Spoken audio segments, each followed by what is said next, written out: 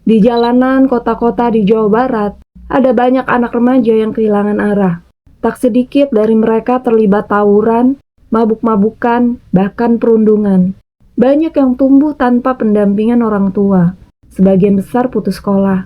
Dan ketika orang dewasa sibuk saling menyalahkan, mereka makin larut dalam lingkaran yang gelap. Data dari berbagai wilayah di Jawa Barat menunjukkan lonjakan keterlibatan remaja dalam kekerasan jalanan. Tawuran pelajar bukan hanya soal antar geng, tapi seringkali dimulai dari masalah rumah. Ayah yang pergi, ibu yang pasrah, sekolah yang kewalahan. Anak-anak ini tumbuh di antara kemiskinan, pengabaian, dan tekanan sosial. Dan di tengah kekosongan itu, mereka mencari identitas, sayangnya lewat cara yang salah. Gubernur Jawa Barat, Deddy Mulyadi, menginisiasi program pembinaan karakter bagi remaja bermasalah melalui pendidikan di barak militer. Kebijakan ini muncul sebagai respons terhadap meningkatnya kenakalan remaja yang berujung pada tindakan kriminal seperti tawuran. Deddy menekankan bahwa masalah ini bukan hanya tanggung jawab orang tua, tetapi juga negara, dan diperlukan intervensi yang tepat untuk menyelamatkan generasi muda. Program ini bertujuan untuk membentuk karakter dan kedisiplinan remaja melalui pendekatan yang terstruktur. Dengan melibatkan TNI, diharapkan remaja yang terlibat dalam kenakalan akut dapat diarahkan kembali ke jalur yang positif. Program ini sendiri ditujukan bagi siswa SMP dan SMA sederajat yang sulit dibina, terindikasi terlibat pergaulan bebas, terlibat dalam tindakan kriminal. Pelaksanaan program bersifat sukarela dan memerlukan persetujuan orang tua. Deddy menegaskan bahwa pendidikan di barak militer bukanlah pelatihan militer dalam arti sempit, melainkan pembentukan pola hidup disiplin, termasuk rutinitas harian, olahraga, kesenian, serta pengembangan minat dan bakat. Awalnya program ini direncanakan berlangsung selama 6 bulan, namun setelah evaluasi, durasi pembinaan diubah menjadi 30 hari, terdiri dari 2 hari orientasi, 14 hari pelatihan dasar, dan 14 hari pelatihan lanjutan. Program ini mulai diterapkan pada 2 Mei 2025 di beberapa daerah seperti Kota Bandung dan Kabupaten Purwakarta. Pembiayaan program ini menggunakan dana hasil kerjasama antara pemerintah Provinsi Jawa Barat dan pemerintah daerah tingkat kabupaten atau kota. Selain itu, Pemprov Jawa Barat telah menjalin kerjasama dengan Mabes TNI Angkatan Darat dan kepolisian dalam mendukung program ini. Setelah menyelesaikan program di barak militer, siswa akan mendapatkan pendampingan khusus agar perilaku negatif sebelumnya tidak berulang. Deddy Mulyadi juga merencanakan pembentukan sekolah-sekolah khusus pasca pelatihan barak untuk memastikan kedisiplinan yang telah dibentuk tetap terjaga. Terjadi penolakan terhadap program barak militer ini, salah satunya dari Adel Setiawan, seorang wali murid dari Babelan, Kabupaten Bekasi. Ia secara resmi melaporkan Gubernur Jawa Barat, Deddy Mulyadi, ke Komnas HAM pada 8 Mei 2025. Laporan ini merupakan respons terhadap kebijakan Deddy Mulyadi yang mewajibkan siswa bermasalah mengikuti pembinaan bergaya militer di barak milik TNI. Program yang baru berjalan sepekan ini dinilai tidak manusiawi, melampaui kewenangan, dan berpotensi melanggar hak-hak anak. Adel menilai bahwa pendidikan bagi anak tidak seharusnya dilakukan dengan cara militer. Ia menekankan bahwa pendekatan keras seperti ini dikhawatirkan justru akan memperburuk kondisi mental siswa. Menurutnya tidak ada jaminan bahwa metode disiplin militer mampu mengubah perilaku anak secara positif. Adel juga mengkritik kebijakan ini dengan membandingkan dengan pendekatan yang dilakukan di negara maju seperti Finlandia. Negara-negara maju yang pendidikannya maju nih, Finlandia dan lain sebagainya, nggak ada satupun menggunakan instrumen militer. Ini Deddy Mulyadi nggak paham ini falsafah.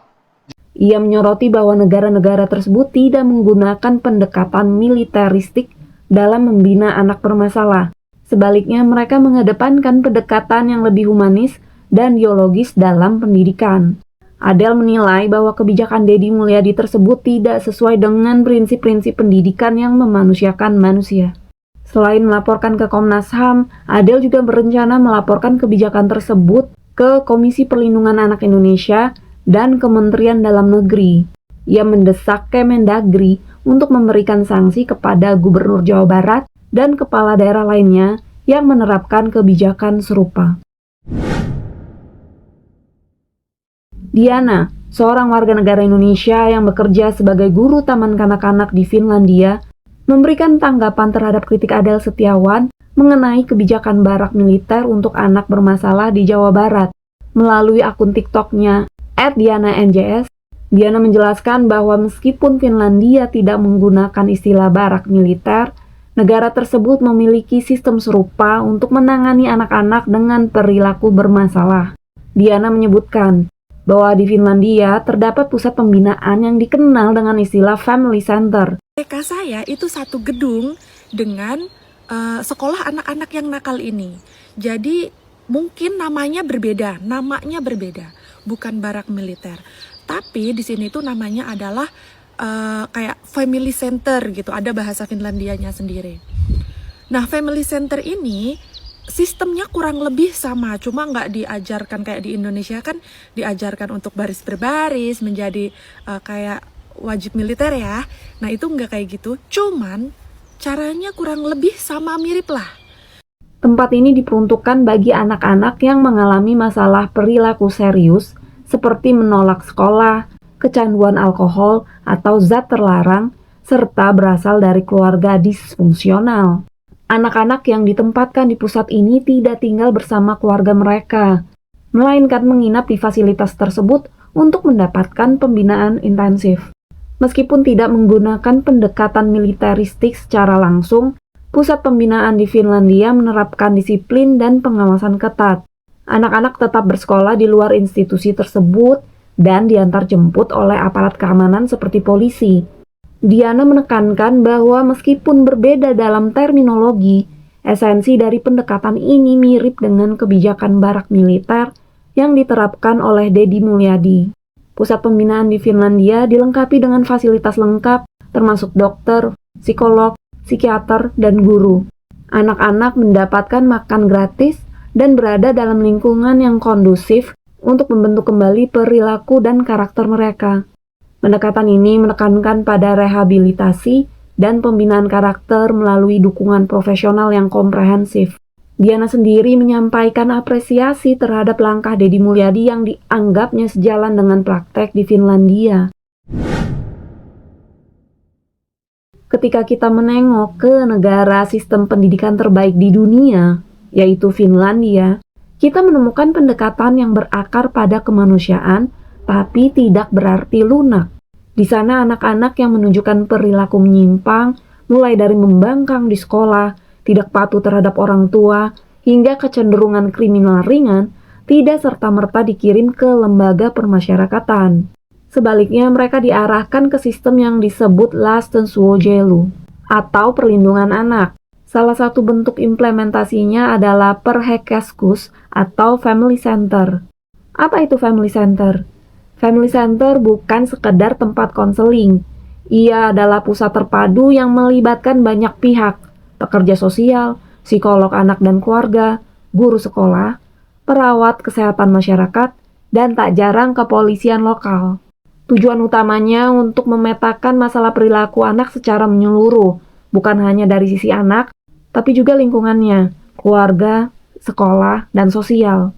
Jika ditemukan lingkungan rumah yang tidak kondusif, maka anak bisa ditempatkan secara sementara di luar rumah dalam bentuk home care, yaitu rumah perlindungan sementara, residential unit, semacam asrama pengasuhan anak, youth rehabilitation, pusat pembentukan karakter anak muda bermasalah.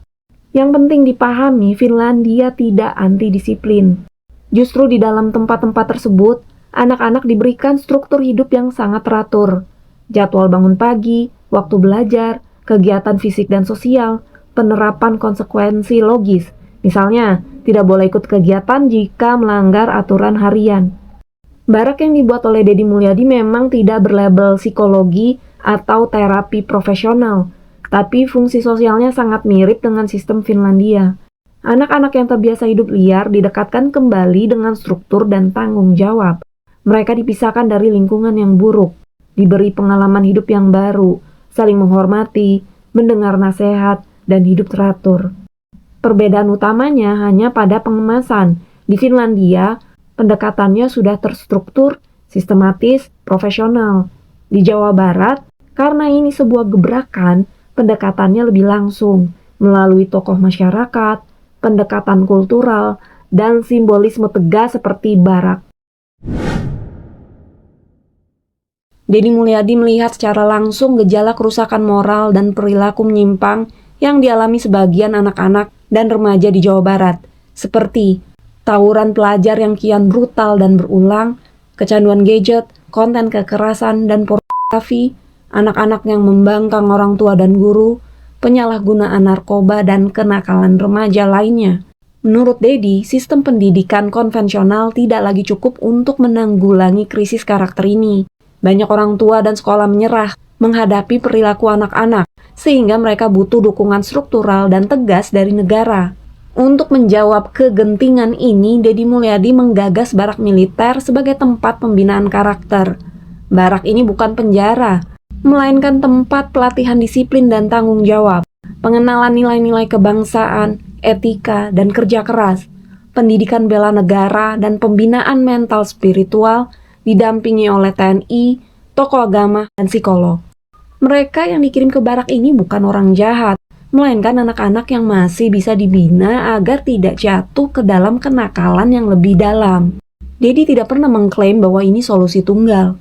Ia menyebut barak militer sebagai gerbang awal untuk menyadarkan dan memperbaiki pola hidup anak-anak yang menyimpang. Setelah masa pembinaan, anak-anak akan dikembalikan ke sekolah dan masyarakat dengan pemantauan rutin oleh guru dan pihak barak, kegiatan produktif seperti wirausaha, kesenian, olahraga, dan pelibatan keluarga dalam proses pemulihan. Dengan kebijakan ini, Deddy Mulyadi menggugah orang tua dan sekolah untuk kembali terlibat aktif mendidik karakter anak-anak.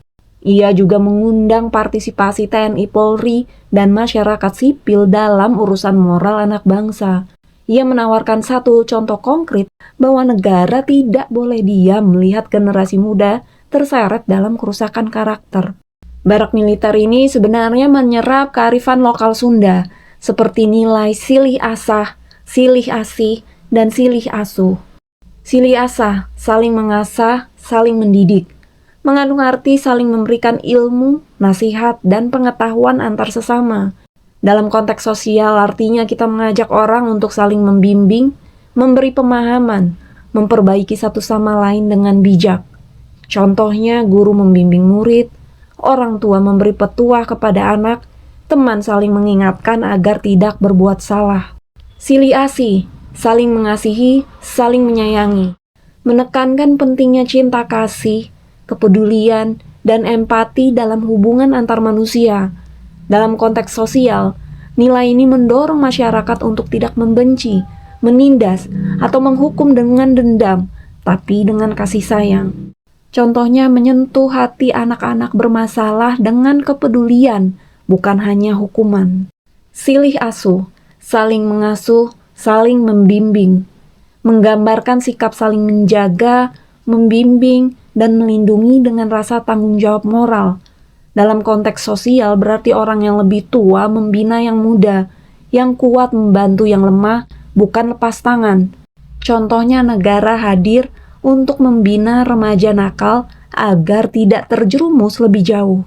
Sistem barak militer ala Deddy Mulyadi juga selaras dengan amanat Undang-Undang Dasar 1945 bahwa pendidikan harus mencetak manusia Indonesia yang beriman, bertakwa kepada Tuhan Yang Maha Esa, berakhlak mulia, sehat, berilmu, cakap, kreatif, mandiri, dan menjadi warga negara yang bertanggung jawab.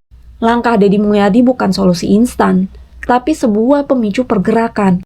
Ia memulai dari Jawa Barat, dengan harapan daerah-daerah lain mulai menyadari bahwa pendidikan karakter dan pembinaan anak-anak bermasalah adalah tugas bersama, bukan hanya guru dan orang tua, tapi seluruh elemen bangsa.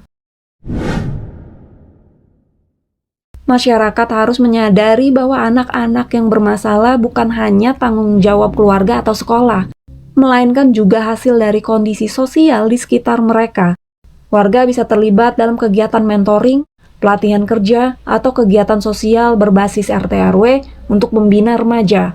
Karang Taruna, masjid, gereja, komunitas bisa dijadikan wadah intervensi sosial yang hangat dan suportif. Masyarakat bisa menjadi jembatan antara keluarga, sekolah, dan pihak barak atau rehabilitasi. Laporan dan masukan dari warga penting untuk mendeteksi dini anak-anak yang berisiko. Agar program seperti barak militer tidak menjadi gerakan temporer, para pengambil keputusan perlu menyusun kerangka regulasi yang jelas. Pemprov dan Pemda perlu menyusun perda atau pergub yang menjamin hak anak dalam proses pembinaan, mulai dari perlindungan, edukasi, hingga reintegrasi. Instrumen hukum harus mencegah penyalahgunaan atau kekerasan dalam program pembinaan. Program seperti barak militer harus bekerja sama dengan Dinas Pendidikan, Dinas Sosial, dan Kemenak agar pembinaan tidak berjalan sendiri. Anak yang sudah dibina harus diarahkan kembali ke sekolah atau program kejar paket dan vokasi. Tidak cukup hanya dengan pelatihan fisik. Pendamping harus memahami prinsip restoratif, psikologis, dan perkembangan remaja. Pendekatan militer yang keras harus ditransformasikan menjadi pelatihan disiplin yang membangun jiwa, bukan menghukum. Lembaga swasta dan LSM bisa mendukung melalui CSR, seperti pelatihan kerja, beasiswa, atau fasilitas pembinaan.